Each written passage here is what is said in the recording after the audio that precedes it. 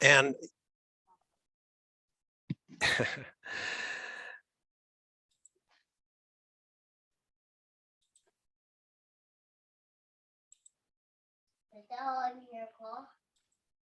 okay, so let's begin the Haverford Rain Garden tour.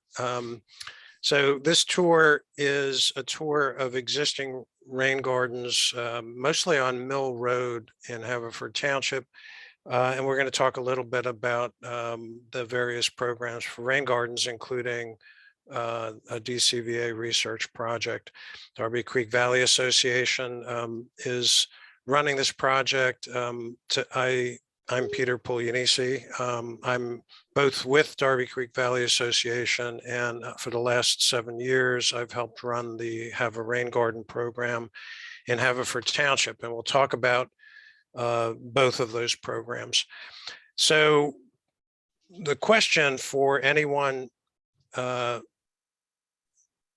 is interested in a rain gardens is why a rain garden for me, why a rain garden for a whole neighborhood, which is the objective of this study. The purpose of the study is really to answer the question definitively by collecting data. Can enough rain gardens solve flooding? And really the answer for any individual homeowner is, or property owner is, why would I want one as opposed to what I have now? Okay, which may be shrubs, it may be grass, it may be a wide variety of things. We think the why, in addition to helping to do your part to mitigate flooding and stormwater pollution and the effects that they have on streams, is to beautify your property, to foster native plants, bees, butterflies. Can somebody mute? Thank you. Okay. So a little bit about the why. So before all of our cities, towns, suburbs were developed, the natural environment absorbed a tremendous amount of stormwater by infiltration into the ground and detention on the surfaces and re-evaporation by transpiration from plants and so forth. What happens when we have a mostly built environment is we're short-circuiting all of that, and the majority is now very, very quickly running off. So what does that do? When it rains, it drains quickly from those surfaces into storm sewers and into streams. And so what you have is a much, much more rapid shedding and flooding condition. So in our community and in a lot of communities, you have a lot of impervious cover. And too much impervious means there's nothing to slow the flow of runoff. So the green highlight on this area, which is just an image, a satellite image of one of the communities in Havertown, shows an overlay of the impervious area. Every rooftop, every driveway, sidewalk, street is immediately running off and into the storm drains and into the streams very quickly. So that results in increased discharge rates and flooding. So you see the solid line is sort of the native condition of what you would expect after a heavy rain. You do get a peak, but in a developed area, you have a much, much more rapid and higher peak. And so it just makes the flooding conditions worse. So the upstream neighborhoods don't see it quite as much, right? But downhill, those neighborhoods in our community are going underwater on a routine basis. And so those at the bottom of the drainage area are going to see the worst effects. And so we see this in Haverford Township. We also see the effects of the very rapid flow on scouring, stream bank erosion, and that you see on the right side of this photograph.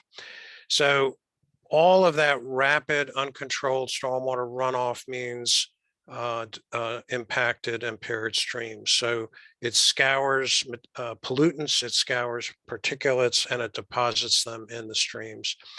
So a different way of looking at things is, is there a different way to do all this, including a different aesthetic from massive lawns, which don't really do a whole lot to infiltrate water, mostly because they're so compacted and the root systems are so shallow, versus a more natural wildflower, native garden type environment that you see in the lower part of this picture.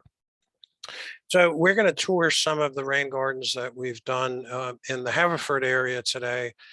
These are mostly on Mill Road in Havertown.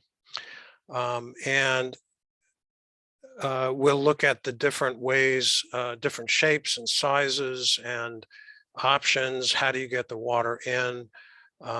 But really all of them are doing their part to benefit improving water quality and reduce flooding. All right, so the first garden in our tour, this is one of the first gardens that we did in the Have a Rain Garden program. So we've got to date about 70 gardens at residences and small businesses. There's probably another dozen gardens in park areas that were done with the assistance of the program working with Haverford Township. But these are all residential gardens. So this one is one of the first that we did. And so the water from the entire house sheds to the two downspouts on the left side of this house. And because of the steep grassy slope, the vast majority was just running into the driveway and running into the street from the entire impervious area of the house. And so this design was a little, what we call a swale. You see the long, thin area is a depression that is just intercepting that water and carrying it into the larger rain garden. And the rain garden is basically a depression with a flat basin that is going to collect as much water as is reasonable to collect for the location. And pushed up around the perimeter is a soil wall or soil berm that helps create this collection pool. And then we have a defined overflow, that little rock structure at the corner is just, every rain garden needs a place for the water to continue. If you have a really, really large storm event, a hurricane, if it drops, 10 inches of rain, you want the water to go where you want it to go. And so that's the purpose of the overflow. So this is just after construction on the left. And then within 2 or 3 years, you're going to have a very, very full native wildflower garden. It's going to, the plants are all going to grow together, which is going to make it easier to maintain from the standpoint of leaving no room for weeds to really establish themselves. Like any planted area, I mean, if you do some landscaping, you're going to have to contend with the weed here and there that you're going to need to pull from time to time. And we'll talk a little bit about maintenance toward the end, but it's really not, it's not significantly different from a lawn area in terms of maintenance, certainly no different from any landscaped area. Okay, the next one on Mill Road is, this is a house that had the entire front of the house came out to the street via pipes. Okay, and this is was a popular thing to do in homes of a certain era was to get rid of the stormwater as soon as possible. And so the water from the roof was not deposited on the lawn. It was actually piped directly to the street. So this is a good um, project to take that's immediately discharging to the street and the storm sewer and slow it down and capture it. And so sometimes, the prior garden you saw is sort of a defined um, size and shape, an island in the middle of the lawn. And that was to the taste of that homeowner. It was enough area to do the work that it needed to do. This homeowner decided, well, I'm not a big fan of lawns, less lawn to mow. Let's eliminate most of the front lawn if possible. And so where the homeowner is interested in doing that, we might not need the whole area to capture the water that we want to capture. But if the homeowner wants to, we'll work with their concept of what they'd like. So in this case, we actually moved an existing stone wall from close to the porch on out to almost the sidewalk, and it became a feature of the design. And then you have 4 bays inside the rain garden at different elevations. Each one is designed with a flat bottom. And why have 4 instead of 1? Well, it's just the fact that there's an existing slope in 2 different directions. And so it's easier to build smaller chambers, one that might overflow into the other. And this particular garden was actually, there's a YouTube video, it's only 2 minutes long, of the entire installation, which was facilitated. This was actually a project that was supported by the Haverford High School Environmental Club.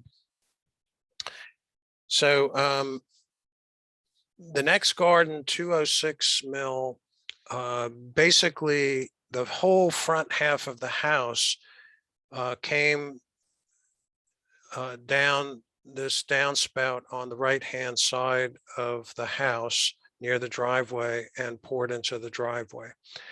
And you had an existing planting on the slope near the sidewalk, and otherwise a bit of a scrubby front lawn, and a little bit of shrub planting near the porch.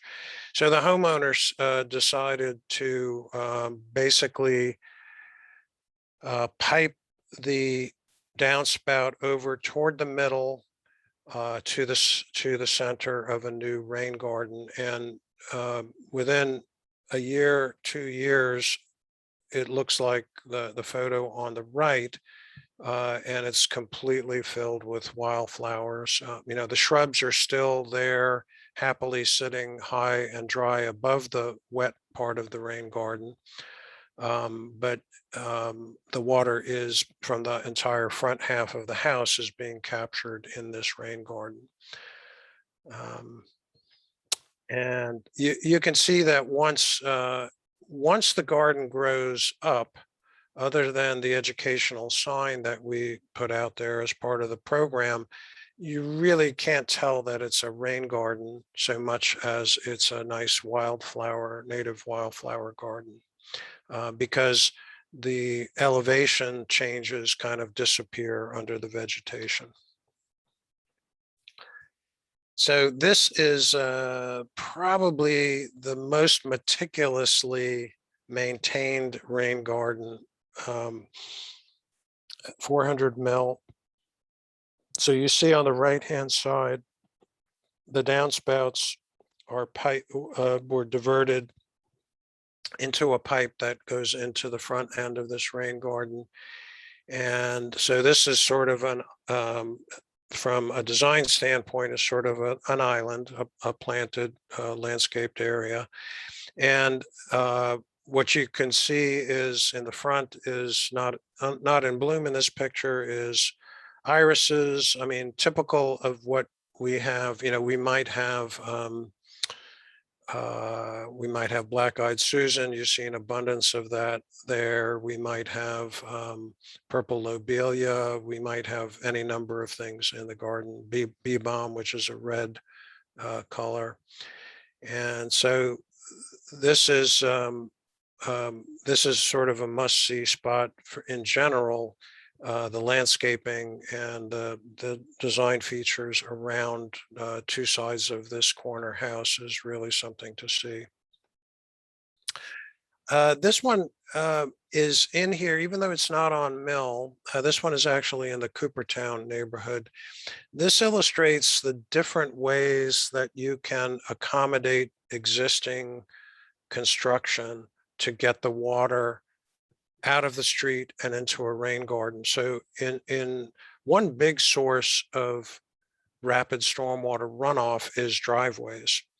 And in this case, the driveway was crested in the middle and sloped toward both sides of the driveway. And so we did a water flow test and concluded that we could use the driveway as the collector for almost half of the house plus the driveway.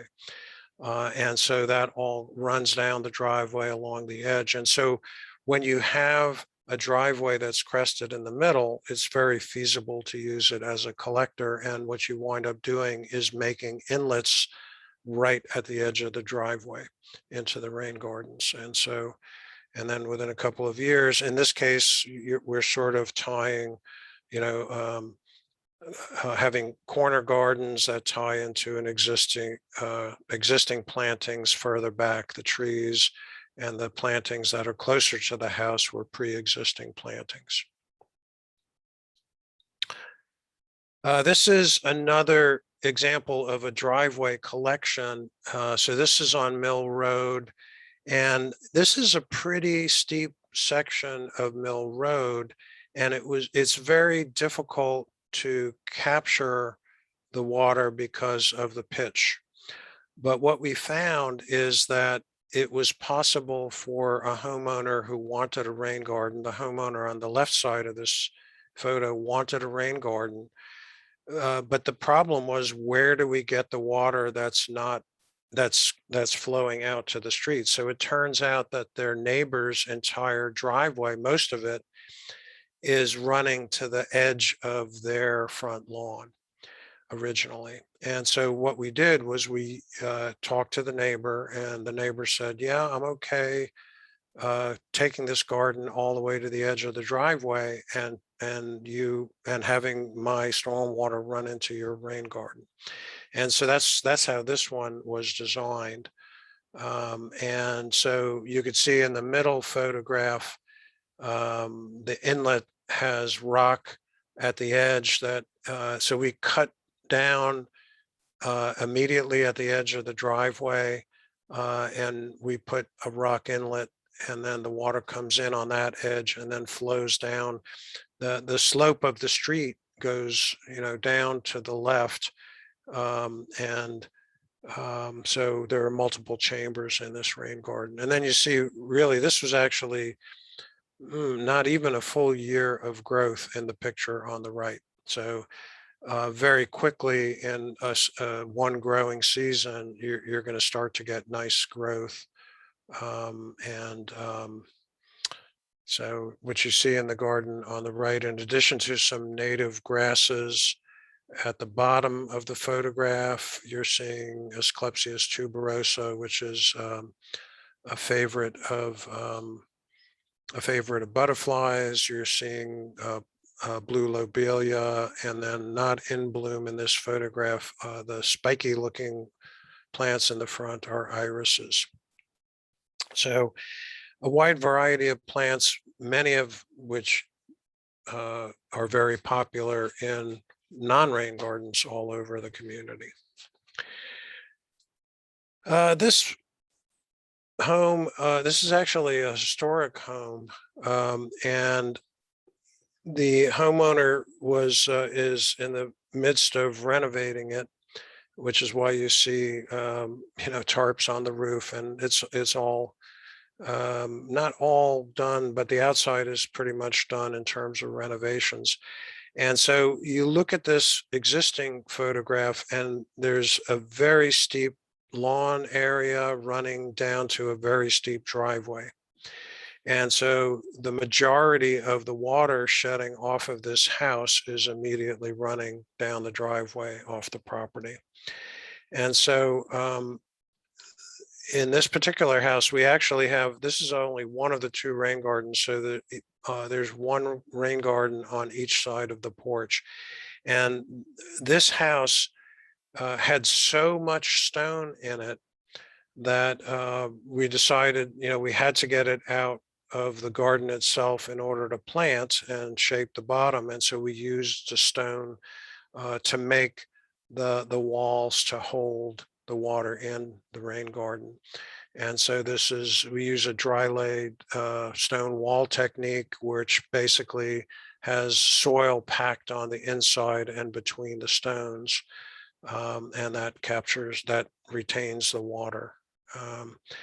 And so you're seeing a plant in the process of planting on the left, and then again, within a year, you see a very full, beautiful rain garden. So you see in the foreground on the right-hand side, a plant called Coreopsis, which has a delicate leaves and flowers. You see coneflower, which is very popular in a lot of gardens.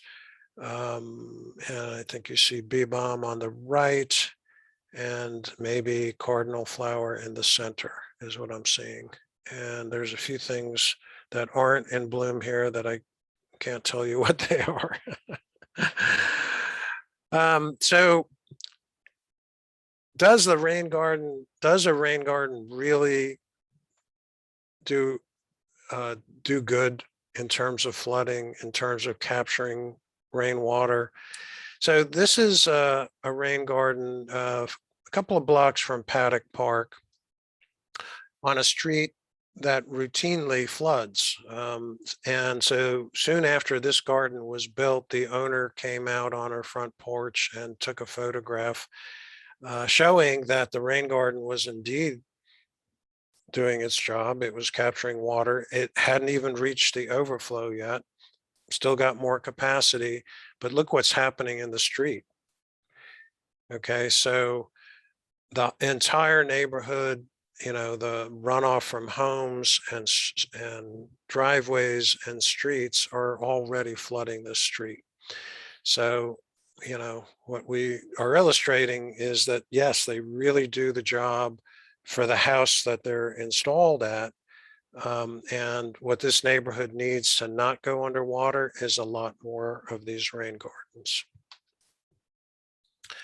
So what we're trying to do is we're trying to intercept that flow before it gets to the street and temporarily park it inside the rain garden, inside this depression, where all these native plants with deep roots are loving periodically getting soaked. They also happen to be very well adapted to dry conditions, mostly because they have such deep roots.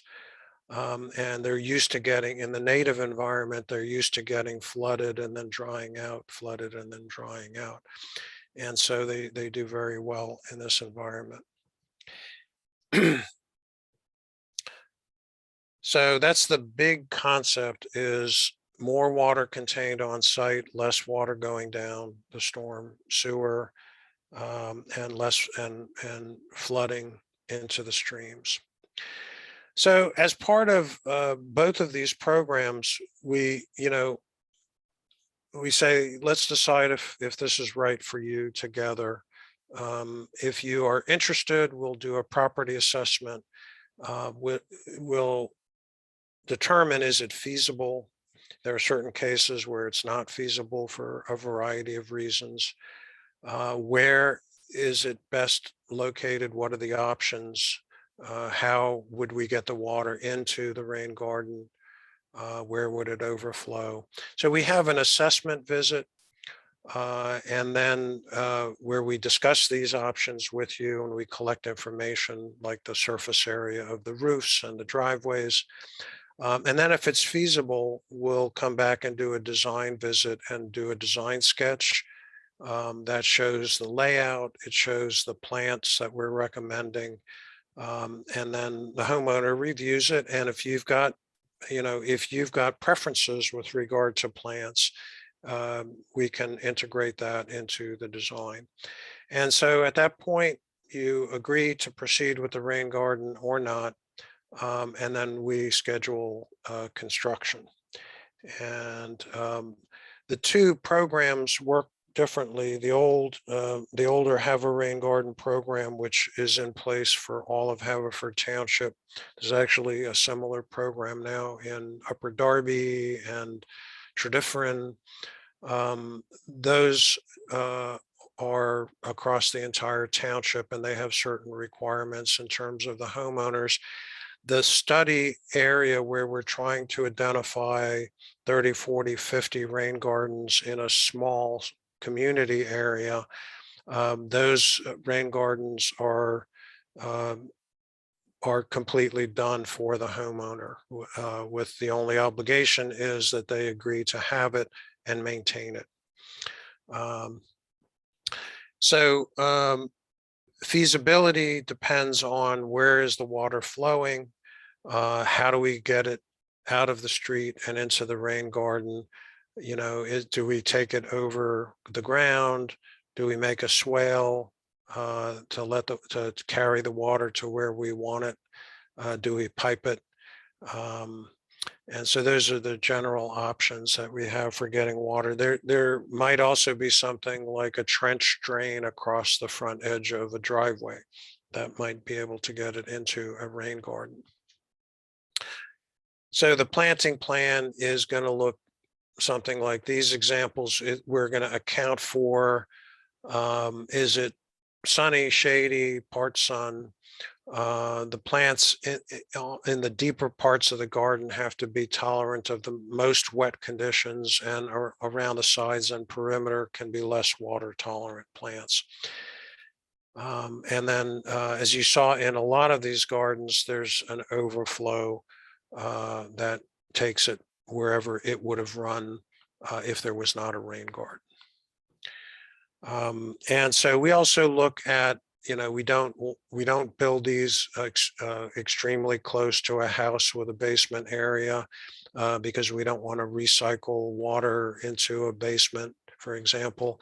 Oftentimes in our assessment, we could advise a homeowner on reducing that kind of problem just by simple steps like grading around the house. And eliminating holes and pockets that might be accumulating water too close to the house. And so maintenance, a word about that is, well, it's like a landscaped area, which is to say, while it's establishing itself, there's a little bit of weeding to do, but it's mulched to suppress the weeds. Unlike a shrub type landscaped area that has a lot of exposed mulch, this quickly becomes filled with vegetation, and so it crowds out the weeds. So compared to a normal landscaped area, the maintenance is actually lower. And other maintenance issues, what's your aesthetic? There's a lot of people that have native plant gardens who are like the fact that it looks like a native area, and don't mind, the husks of the plant over the winter. There are some people that like to trim it. They're a little more fastidious. What I call the best maintained garden in Haverford that we saw before, the owner will go out and sort of cut them back as they die back. And so you won't see that sort of husk over the winter. But in fact, there's nothing wrong with leaving that and then having the new plants sprout right through the remains. Some people will leave it over the winter, trim it back in the spring, and then have a little bit of a neater appearance while it's growing in the spring. But that's all to taste. So if you're interested, we certainly would encourage you to sign up for an assessment. And this is some of our contact information. Although to request the assessment, the best thing to do is to email Aurora at auroradcva@gmail.com, I believe. I think you're talking to me, Peter. Yeah, Aurora and I are in constant communication, it seems. So she's aware that I want an assessment, and I don't know if I need to make an appointment or what's the next step. Yeah, sign me up. I mean, I thought you were waiting basically to hear from more of my neighbors. Yes, we are, and we still need to hear from more neighbors. But at this point, we just really wanted to show you what it was all like. I think you like the idea. I don't know if you have any questions. I do. Well, what's swale? So a swale is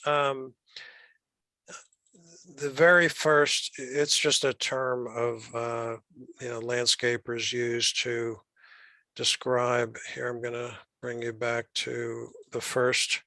So this,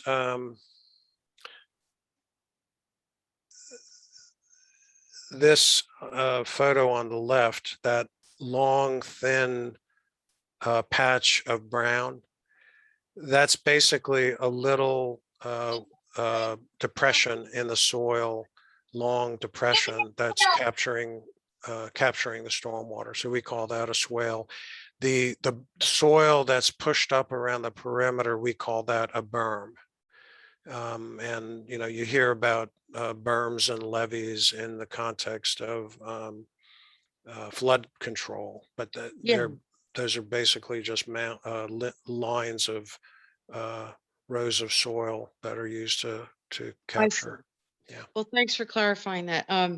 I did actually do grading around my foundation. It's interesting you brought that up, because at one point I was having periodic flooding, and once water finds a way, it kind of keeps doing that. But it's only during really excessive rains now that I have had any basement flooding. And I also have a French drain in the basement, which has a really neat heavy duty metal lid on it, so I don't have to worry about anything coming in. Yeah, and a lot of people in Haverford Township do have French drains.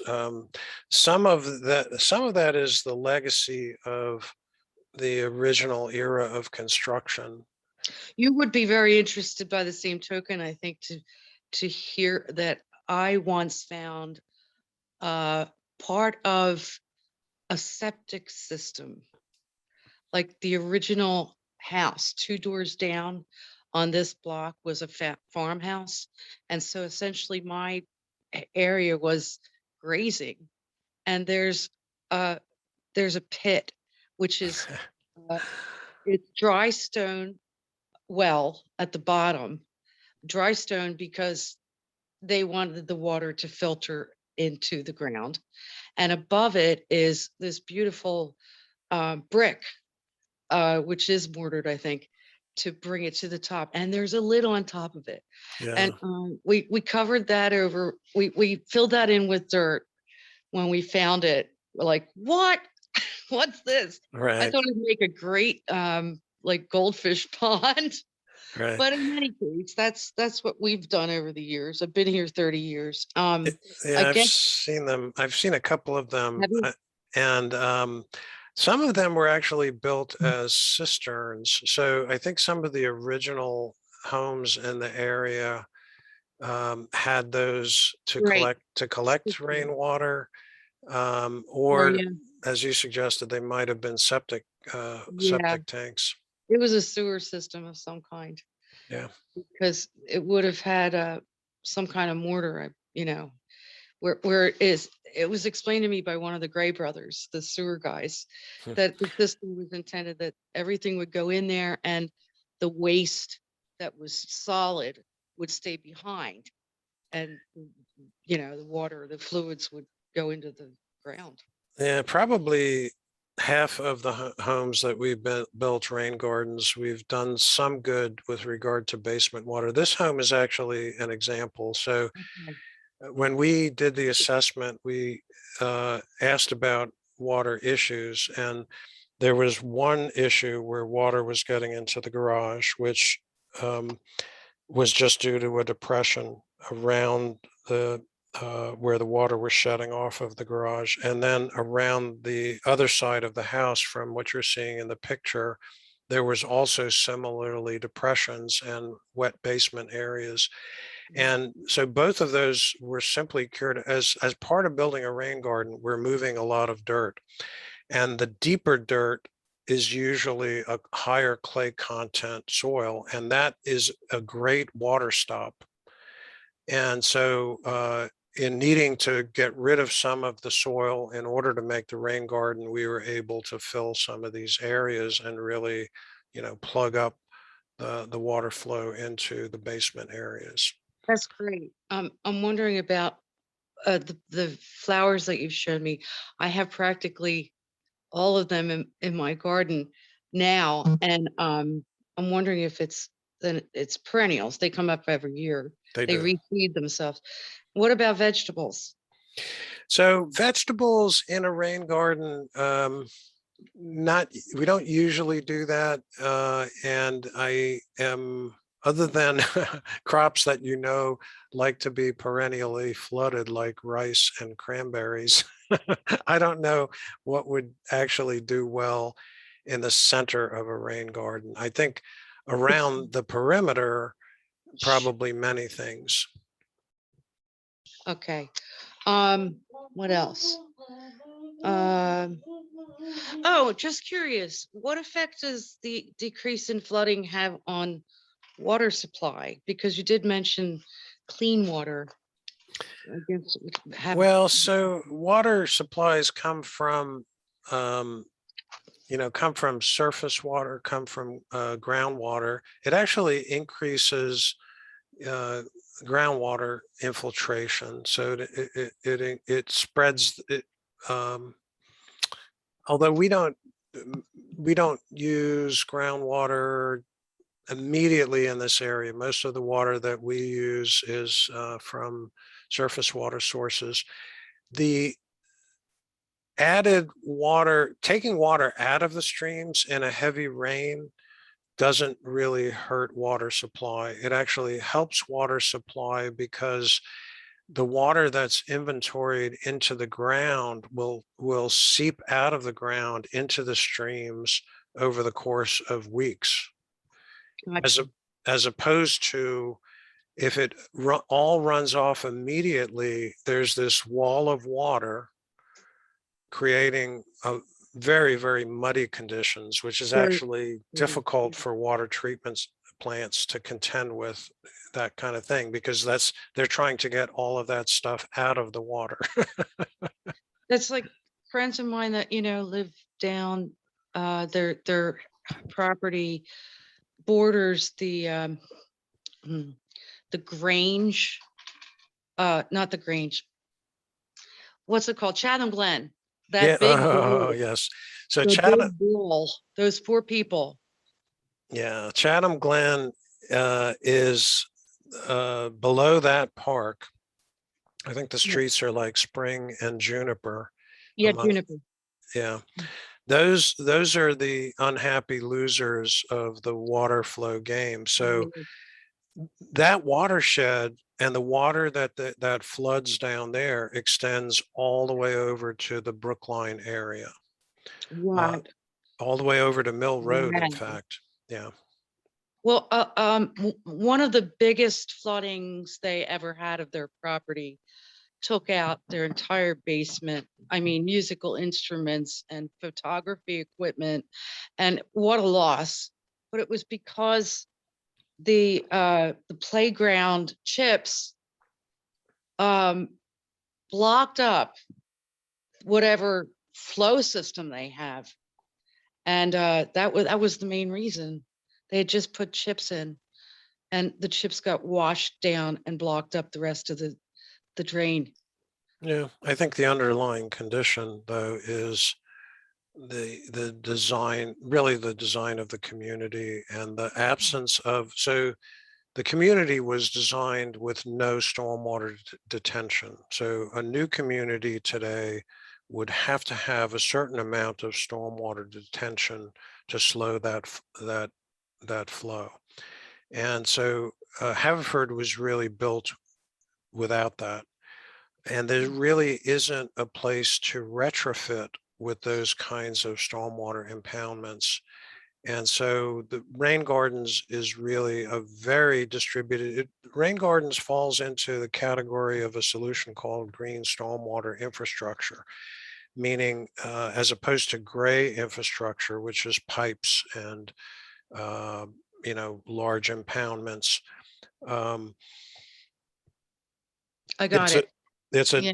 It's a more distributed way. So if everybody, or even half of everybody, put in a rain garden, right, it would have a tremendous impact. And that's what we're trying to measure under this study is, can we cure these historical problems, which are they're perennial problems. Every few years, you're going to get flooding down on Juniper and Spring. You're going to get flooding in 2 or 3 other areas of the township. So that's the objective. And really what you could come out of it as a homeowner is a beautiful planted area, native plants attracting butterflies and bees and birds and hummingbirds. Some of these plants in particular are attract hummingbirds. I'm all for it. Great. And all right. I'm doing what I can. In fact, Aurora, did you got my information about the brand king